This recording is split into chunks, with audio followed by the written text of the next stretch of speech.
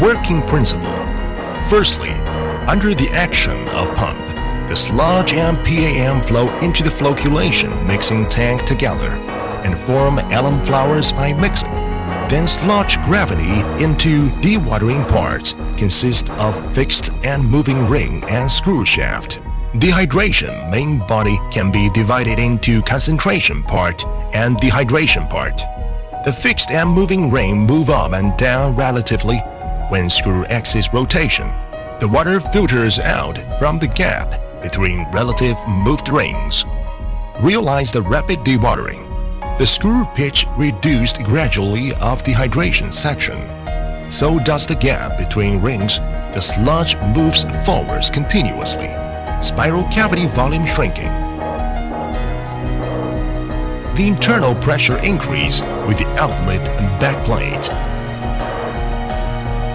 The moisture gets strong compression and finally realizes the continuous dehydration. Mud-caked discharges under the action of screw shaft.